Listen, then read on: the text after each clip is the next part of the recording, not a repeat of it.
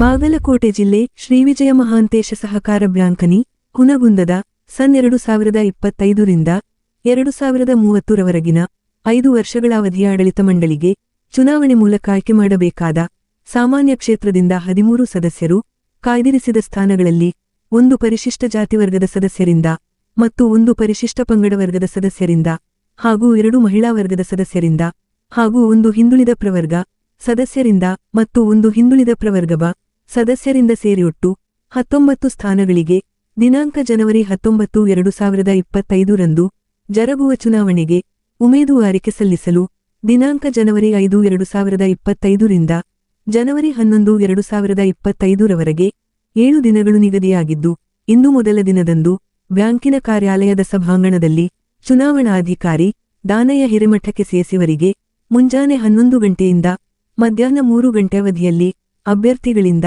ನಾಮಪತ್ರ ಸಲ್ಲಿಕೆಯ ಚುನಾವಣಾ ಪ್ರಕ್ರಿಯೆ ಜರುಗಿತು. ಇಂದು ಮೊದಲ ದಿನದಂದು ಸಾಮಾನ್ಯ ಕ್ಷೇತ್ರಕ್ಕೆ ಬಸವರಾಜ ಸಿದ್ದಪ್ಪ ಹೊಸೂರ, ಶ್ರೀಮತಿ ಅನ್ನಪೂರ್ಣಾಭಿ ಹೊಸೂರ ಹಾಗೂ ಮುತ್ತಪ್ಪ ಮಲ್ಲಪ್ಪ ಹಂಡಿ, ಶ್ರೀಮತಿ ಮಂಜುಳಾ ಉರ್ಫಾ ಲಕ್ಷ್ಮೀ ಎಂ ಹಂಡಿ ಹಾಗೂ ಶರಣಪ್ಪ ಭರಮಪ್ಪ ಹೊಸೂರ ಹಾಗೂ ಶ್ರೀಮತಿ ಶಕುಂತಲಾ ಶರಣಪ್ಪ ಬೆಲ್ಲದ, ಬಿಬಿನಾಡಗೌಡ್ರ ಕೆಲೂರ, ಮಹಾಂತೇಶ ಆವಾರಿ, ಶ್ರೀಮತಿ ಶಕುಂತಲಾ ಎಸ್ ಗಂಜಿಹಾಳರು ಸೇರಿ ಒಟ್ಟು 16 ಅಭ್ಯರ್ಥಿಗಳು ನಾಮಪತ್ರ ಸಲ್ಲಿಸಿದ ಮಾಹಿತಿಯನ್ನು ಚುನಾವಣಾಧಿಕಾರಿ ದಾನಯ್ಯರು ಮಾಧ್ಯಮ ಪ್ರತಿನಿಧಿಗಳಿಗೆ ಮಾಹಿತಿ ನೀಡಿದರು. ಏತನ್ಮಧ್ಯೆ ಮೊದಲ ದಿನವೇ ಅಭ್ಯರ್ಥಿಗಳಿಂದ ಭರಪುರ ನಾಮಪತ್ರ ಸಲ್ಲಿಕೆಯನ್ನು ಗಮನಿಸಿದರೆ ಚುನಾವಣಾ ಕಣವು ಹಾಲಿ ಮತ್ತು ಹೊಸಮುಖದ ಹುರಿಯಾಳುಗಳು ತಮ್ಮ ಪ್ರತಿಷ್ಠೆಯನ್ನು ಪಣಕ್ಕೊಡ್ಡಿ ತಮ್ಮ ದೃಷ್ಟಬಲವನ್ನು ಪರೀಕ್ಷಿಸಿಕೊಳ್ಳಲು ಚುನಾವಣಾ ಅಖಾಡದಲ್ಲಿ ಬಲ ಪ್ರದರ್ಶನಕ್ಕೆ ಸಜ್ಜಾಗಿರುವುದು ಬಹುತೇಕ ನಾಮಪತ್ರ ಸಲ್ಲಿಕೆಯ ಸಂಖ್ಯೆಯೇ ಖಾತ್ರಿಪಡಿಸುತ್ತದೆ. ಒಟ್ಟಿನಲ್ಲಿ ಚುನಾವಣಾ ಕಣವು ರಂಗೇರುವ ಲಕ್ಷಣಗಳು ಗೋಚರಿಸುತ್ತವೆ. ಈ ಒಂದು ನಾಮಪತ್ರ ಸಲ್ಲಿಕೆ ಪ್ರಕ್ರಿಯೆಯಲ್ಲಿ ಆಯಾ ಅಭ್ಯರ್ಥಿಗಳ ಬೆಂಬಲಿಗರಲ್ಲಿ ಅರ್ಷದ ನಾಯಿಕ ಬಸವರಾಜ ಹೊಸೂರ, ಹಾಲಿ ಬ್ಯಾಂಕಿನ ಅಧ್ಯಕ್ಷರಾದ ಶಿವಾನಂದ ಕಂಠಿ, ಪುರಸಭೆ ಅಧ್ಯಕ್ಷೆ ಶ್ರೀಮತಿ ಭಾಗ್ಯಶ್ರೀ ರೇವಡಿ, ಸದಸ್ಯರಾದ ರಾಜಕುಮಾರ ಬಾದವಾಡಗಿ, ಮಲ್ಲು ವೀರಾಪುರ, ರವಿಹುಚನೂರ, ಹಿರಿಯ ಮುಖಂಡರಾದ ಸಂಗಣ್ಣೆಮ್ಮಿ ಸೇರಿದಂತೆ ಇತರ ಬೆಂಬಲಿಗರಿದ್ದರು. Loknayak Kannada news bureau report Hungund.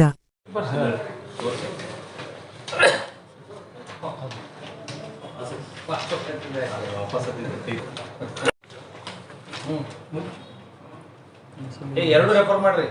Sir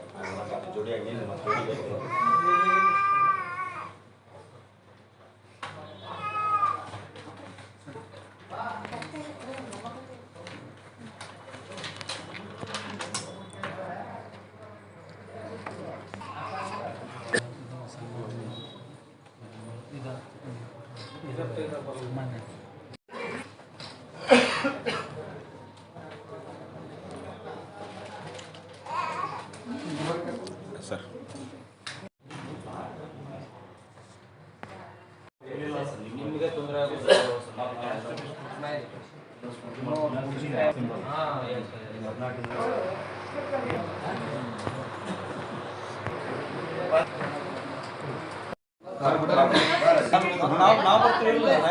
ಏ ಬರ್ತೀವಿ ಎಲ್ಲ